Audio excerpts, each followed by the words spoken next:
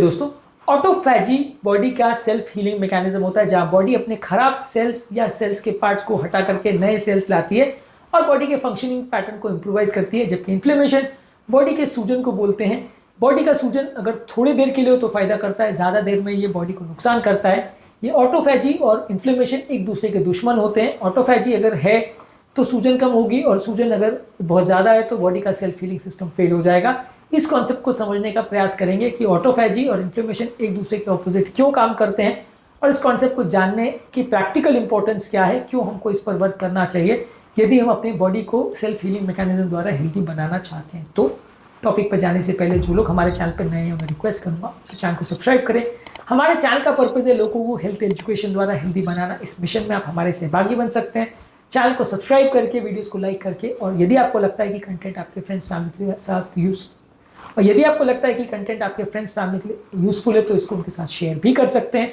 Topic के दौरान कुछ इंटरेस्टिंग बातें आपको बताऊंगा जो हमारी प्रैक्टिकल यूटिलिटी की होंगी। हमारे ओपीडी की कुछ स्टोरीज बताऊंगा, कुछ साइंटिफिक फैक्ट्स और इन्फॉर्मेशन आपको दूंगा और हमारा फाइनल वर्डिक्ट और ओपिनियन इस मामले में क्या है ये भी आपको बताऊंगा। चलिए शुरू करते हैं।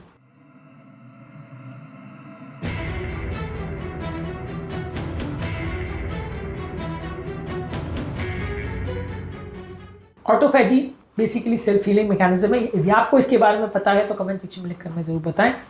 ऑटोफैजी बेसिकली बॉडी का एक सेल्फ रिसाइकलिंग सिस्टम है जहां बॉडी अपने सेल्स के डैमेज प्रोटीन्स और टॉक्सिन्स को हटाती है। ये बेसिकली हाउस क्लीनिंग या हाउस कीपिंग जैसा है जहां आपकी बॉडी पूरे ओवरनाइट काम करती है अपने नेक्स्ट डे के काम के लिए। जैसे क्लीनिंग का काम होता है वैसे ही है ये बॉडी का सेल्फ क्लीनिंग मैकेनिज्म है। बेसिकली इसको हम फास्टिंग द्वारा या लो इंसुलिन स्टेट या इन्फ्लेमेशन या सूजन को कम करके एक्टिवेट कर सकते हैं। ऑटोफैजी को एक्टिवेट कैसे करते हैं और क्या क्या चीज़ों से ये काम करता है उस पर ऑलरेडी हमने काफ़ी वीडियोस करे हैं। क्रॉनिक इन्फ्लेमेशन बेसिकली बॉडी के अंदर एक आग जैसी है जो कुछ देर के लिए तो रोशनी देती है लेकिन जब बहुत ज़्यादा देर तक जलती है तो ये घर को ही जला सकती है। ये बेसिकली बॉडी में सुस्ती कमजोरी लेके आती है और बॉडी का सेल्फ हीलिंग सिस्टम यानी बॉडी का जो सेल्फ रिपेरेटिव सिस्टम है उसको काम करने नहीं देती। अननेसेसरी एनर्जी कंजम्पशन होता रहता है, मोर सिस्टम का ब्रेकडाउन होता है और ओवरऑल ये ऑटोफैजी का दुश्मन है। तो अगर बॉडी में इन्फ्लेमेशन ज़्यादा है तो सेल्फ हीलिंग नहीं होगी और अगर आप सेल्फ हीलिंग को एक्टिवेट करना चाहते हो तो इन्फ्लेमेशन को कम करना ज़रूरी है। ये कॉन्सेप्ट को समझना इसलिए ज़रूरी है क्योंकि हार्ट फेलियर और दूसरी बीमारियों में हम बॉडी के सेल्फ हीलिंग सिस्टम को एक्टिवेट तो करना चाहते हैं लेकिन इस मामले में इन्फ्लेमेशन पर भी फोकस करना है और इन्फ्लेमेशन को कम करने के लिए क्या क्या करना है उस पर भी फोकस करना है, ये भूल जाते हैं। आज के वीडियो का मेन पर्पज़ यही है कि हम इसी बात को डिस्कस करना चाहते हैं कि इन्फ्लेमेशन पर अगर आप फोकस नहीं करोगे और उसको कम नहीं करोगे तो सेल्फ हीलिंग सिस्टम एक्टिवेट नहीं होगा। आप ऑटोफैजी के लिए जो चीज़ें अच्छी है वो तो खाते रहोगे और वो फास्टिंग वर्क करते रहोगे लेकिन यदि आप इन्फ्लेमेशन को कम करने वाली चीज़ों पर फोकस नहीं करोगे और उस पर मेहनत नहीं करोगे तो ऑटोफैजी एक्टिवेट नहीं होगा जिसकी वजह से आपकी बॉडी में सूजन बढ़ेगी और आपका हीलिंग उतना टिश्यू का नहीं हो पाएगा। ऑटोफैजी और इन्फ्लेमेशन एक दूसरे के ऑपोजिट काम करते हैं, एक बढ़ेगा तो दूसरा कम हो जाएगा। जब आप प्रॉपर डाइट लेते हैं और हेल्दी डाइट लेते हैं तो आपकी ऑटोफैजी एक्टिवेट होती है, जबकि अगर आपकी उम्र बढ़ती जाती है और आप खराब डाइट लेते हो जिसमें हाई शुगर प्रोसेस फूड है और अगर आप बार बार खाते हो, वजन बढ़ाते हो तो बॉडी का इन्फ्लेमेशन को बढ़ाएगा जिससे आपकी एनर्जी लेवल स्लो होंगी, हाथ पाँव में दर्द होगा, ब्रेन बराबर काम नहीं करेगा, कमजोरी और सुस्ती ज़्यादा होगी। सेल जर्नल में 2008 में एक आर्टिकल पब्लिश हुआ था, एक लैंडमार्क रिव्यू आर्टिकल पब्लिश हुआ था जहाँ पे बताया गया था कि ऑटोफैजी सिर्फ आपके सेल के डैमेज पार्ट्स को भी नहीं हटाता, वो बॉडी की इम्यूनिटी को भी इंप्रूव करता है, इन्फ्लेमेशन को भी कम करता है और इन्फ्लेमेशन से बचाने में एक शील्ड की तरह काम करता है। फैट सेल्स जो आपके पेट में होते हैं वो आपकी बॉडी के इन्फ्लेमेशन को कम करते हैं। जब आप पेट के बेली फैट को अगर कम करोगे तो वो आपके इन्फ्लेमेशन को भी कम करेगा और ऑटोफैजी को एक्टिवेट करेगा। जो आपके पेट के बेली फैट होता है या पेट के खराब फैट होते हैं वो बॉडी में इन्फ्लेमेटरी मार्कर्स जैसे TNF अल्फा और इंटरल्यूकिन 6 को बनाते हैं जो कि बॉडी के सूजन और इन्फ्लेमेशन को बढ़ाते हैं। तो इसलिए पेट के फैट को लाइटली मत लीजिए। पेट का फैट सिर्फ वजन नहीं बढ़ाता, सिर्फ आपकी खूबसूरती को कम नहीं करता, वो बॉडी के इन्फ्लेमेशन को भी बढ़ाता है जिससे बहुत तरह की बीमारियां होती है। इसी बात को नेचर में 2006 में एक आर्टिकल पब्लिश हुआ था जहां बताया गया था कि विसरल फैट यानी ऑर्गन्स में जो फैट है या पेट का फैट है वो क्रॉनिक इन्फ्लेमेशन को बढ़ाता है और ऑटोफैजी को कम करता है। इसके अलावा इन्फ्लेमेशन जो है वो ब्रेन की एनर्जी को भी कम करता है और आपके मूड को भी खराब करता है। ऑटोफैजी इसको इंप्रूव करता है। ब्रेन का सूजन भी इन्फ्लेमेशन से बढ़ता है जिससे ब्रेन के न्यूरोट्रांसमीटर्स बराबर काम नहीं कर पाते। यदि आप फास्टिंग करते हो और बॉडी के इन्फ्लेमेशन को कम करते हो तो ब्रेन की बेटर एक्टिविटी भी हो पाती है और ब्रेन भी ज़्यादा बेटर काम कर पाता है।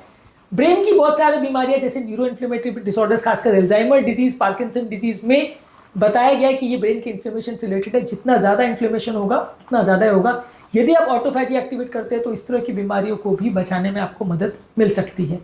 यदि आप प्रोसेस फूड बहुत ज़्यादा खाते हैं, जैसे इमल्सिफायर्स, ट्रांस फैट्स और बहुत ज़्यादा शुगर और फ्रक्टोज वाली चीज़ें खाते हैं, तो पेट के नेचुरल बैक्टीरिया को भी खराब करती है, जिसकी वजह से भी बॉडी में इन्फ्लेमेशन बढ़ता है और ऑटोफैजी खराब होता है। तो जो चीज़ें आपके पेट के नेचुरल बैक्टीरिया यानी गट के माइक्रोफ्लोरा को भी खराब करती है, वो आपके ऑटोफैजी को इनएक्टिवेट करेगी। खाने में जो इमल्सिफायर्स आप लेते हो वो आप पेट के नेचुरल बैक्टीरिया को खराब करती है। ये भी 2015 में एक आर्टिकल में दिखाया गया था।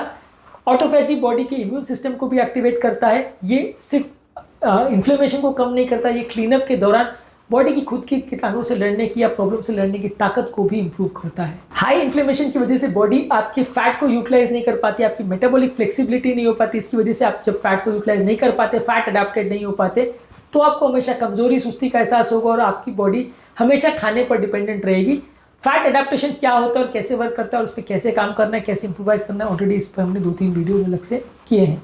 तो बेसिकली आपको समझने की जरूरत है कि ऑटोफैजी जो है वो आपके माइटोकॉन्ड्रिया यानी सेल का जो एनर्जी प्रोडक्शन हाउस है उसको इंप्रूवाइज करता है, खासकर ब्रेन और मसल में।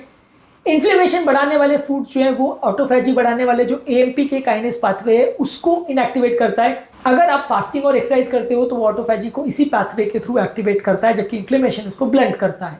स्ट्रेस अगर बहुत ज़्यादा होगा तो वो ऑटोफैजी को कम करेगा और इन्फ्लेमेशन को बढ़ाएगा। इसके अलावा कुछ पॉलीफिनॉल जैसे कुर्क्यूमिन और ईजीसीजी जो कि आपको ग्रीन टी में मिलता है, ये आपके ऑटोफैजी को एक्टिवेट करता है और एनएफके बीटा जो कि इन्फ्लेमेशन को बढ़ाने वाला एक तत्व है उसको कम करता है। इंसुलिन रेजिस्टेंस भी अगर बॉडी में बहुत ज़्यादा होगा तो ये भी ऑटोफैजी को इनएक्टिवेट करेगा। तो बॉडी का सेल्फ हीलिंग मैकेनिज्म अगर एक्टिवेट करना है तो इंसुलिन रेजिस्टेंस पर भी फोकस करना पड़ेगा और इंसुलिन रेजिस्टेंस को भी कम करना पड़ेगा। चाहे आप इसको कीटो डाइट द्वारा करें, इंटरमिटेंट फास्टिंग द्वारा करें, वजन कम करके करें, किसी भी तरीके से करें, लेकिन अगर आप इंसुलिन रेजिस्टेंस पर वर्क करते हैं तो भी आपका ऑटोफैजी एक्टिवेट होगा। इंसुलिन रेजिस्टेंस क्या होता है, किस फैक्टर्स पर डिपेंड करता है और कैसे वर्क करता है, इस पर ऑलरेडी हमने काफी videos. Anti inflammatory food product जैसे ग्रीन टी, हल्दी, अदरक, लहसुन, बेरीज, क्रूसीफेरस वेजिटेबल जैसे ब्रोकली, फूल गोभी, हेल्दी फैट जैसे ऑलिव ऑयल, घी और एवोकाडो और सीमित मात्रा में प्रोटीन अगर आप लेते हैं तो वो आपकी ऑटोफैजी को एक्टिवेट करता है। बहुत ज्यादा मात्रा में प्रोटीन लेते हैं तो वो ऑटोफैजी को इनएक्टिवेट कर सकता है। इसके बदले refined sugars, trans fats, ultra process food products, seed oils, vegetable oils, ये सारी चीज़ें लेते हैं तो वो सेल्फ हीलिंग मैकेनिज्म को इनएक्टिवेट करते हैं और इन्फ्लेमेशन को बढ़ाते हैं। पानी की कमी होने से भी सेलुलर क्लीनअप कम होता है, तो पानी ज़्यादा पीजिए, खासकर नींबू पानी, नारियल पानी और उसमें थोड़ा नमक डाल के लेंगे तो ये आपकी बॉडी के हीलिंग सिस्टम को एक्टिवेट करेगा। इस मामले में हमारा फाइनल वर्डिक्ट ये है कि इन्फ्लेमेशन आपका दुश्मन है, ऑटोफैजी आपका दोस्त है। वो सारी चीज़ें करिए जो बॉडी के सेल्फ हीलिंग मैकेनिज्म को एक्टिवेट करे और वो सारी चीज़ें मत करिए जो बॉडी के इन्फ्लेमेशन को बढ़ाएं। आपको समझना पड़ेगा कि जितना ज़्यादा इन्फ्लेमेशन होगा उतनी ज़्यादा बीमारी होगी, जितना ज़्यादा ऑटोफैजी होगा उतना बॉडी का हीलिंग सिस्टम एक्टिवेट होगा, उतना बीमारी कम होगी। आपको हर समय ये फोकस करना है कि यदि इन दोनों में आपको एक को चुनना है तो आपको ऑटोफैजी को चुनना है। इन्फ्लेमेशन से आपको खुद को बचाना है यदि आप अपने आप को हेल्दी रखना चाहते हैं तो एनर्जी और पेन ये दोनों आपकी प्लेट से शुरू होता है। ऑटोफैजी और इन्फ्लेमेशन ये भी आपकी प्लेट से ही डिसाइड होता है कि इन दोनों में आपके शरीर में कौन सा रहने वाला है। यदि इस टॉपिक से आपको कुछ नई जानकारी मिली हो तो हमारे चैनल को सब्सक्राइब करिए, वीडियोस को लाइक करिए। हमारे चैनल का पर्पज़ है लोगों को हेल्दी बनाना, हेल्थ एजुकेशन के द्वारा। इस मिशन में हमारे सहभागी बनिए चैनल को सब्सक्राइब करके। यदि कंटेंट आपको फ्रेंड्स फैमिली के लिए यूजफुल लगता है तो वीडियोस को उनके साथ शेयर भी करिए। आपके कमेंट्स भी हमें मोटिवेशन देते हैं, तो आपके कमेंट्स का भी हमें इंतजार रहेगा।